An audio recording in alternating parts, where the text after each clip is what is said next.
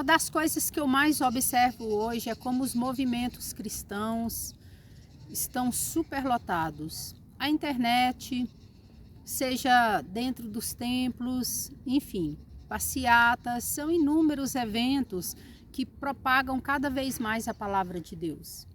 Mas ao mesmo tempo eu observo que nem todas as pessoas que fazem parte de todos esses movimentos vivem de acordo com aquilo que pregam. Eu convido você a pensar junto comigo um pouquinho nos próximos minutos a respeito desse assunto.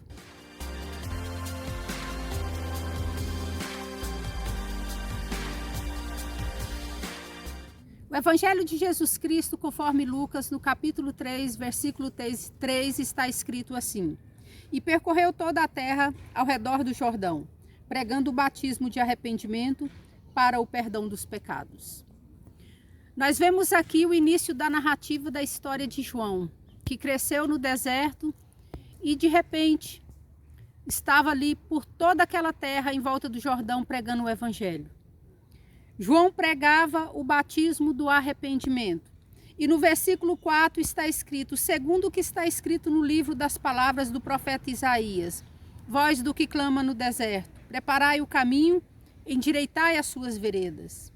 Todo vale se encherá, e se abaixará todo monte o outeiro, e o que é tortuoso se endireitará, e os caminhos escabrosos se aplanarão, e toda a carne verá a salvação. João Batista pregava o evangelho do arrependimento, o batismo do arrependimento.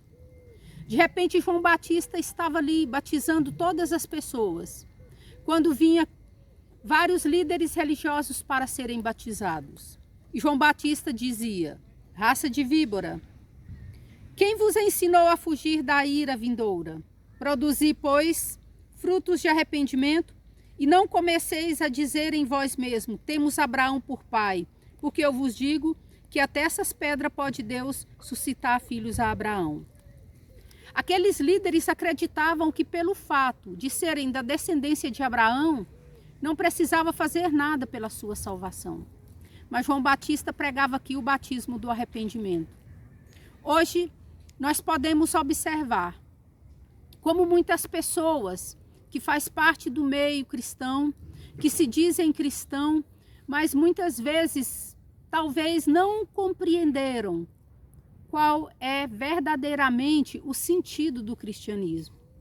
João Batista nos ensina aqui que nós devemos produzir frutos de arrependimento. Muitas pessoas hoje se acham no direito de falar que Deus é amor. Nós estamos vivendo a supergraça. Deus é amor. Deus só quer o nosso coração. Saiba que Deus quer o pacote completo.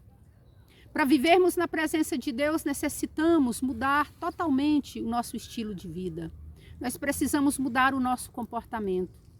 Aqui no versículo 5 diz assim, ó: todo vale se encherá e se abaixará todo monte e outeiro, e o que é tortuoso se endireitará, e os caminhos escabrosos se aplanarão, e toda carne verá a salvação de Deus.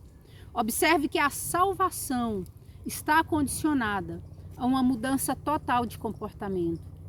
Quantas vezes nós vemos pessoas se aproximarem de Deus, frequentar templos, apenas porque querem consertar a sua vida momentaneamente. Deus pode até consertar a sua vida sem você nem sequer frequentar algum templo.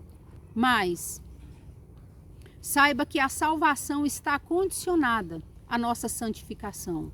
No livro de Tiago, capítulo 2, está escrito que a nossa fé sem obras é morta.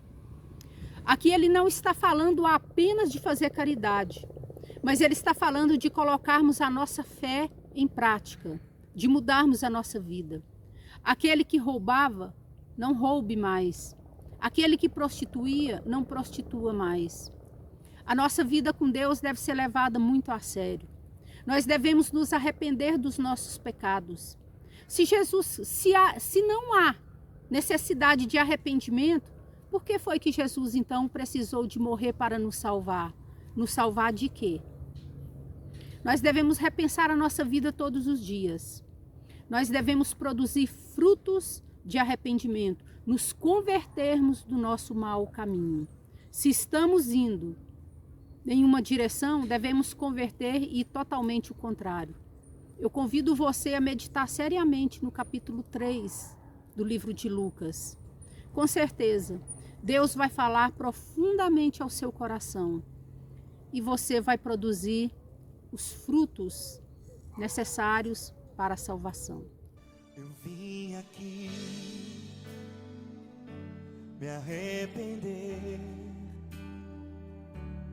vim deitar minha glória no pó. Eu vi a dor que te causei, quantas vezes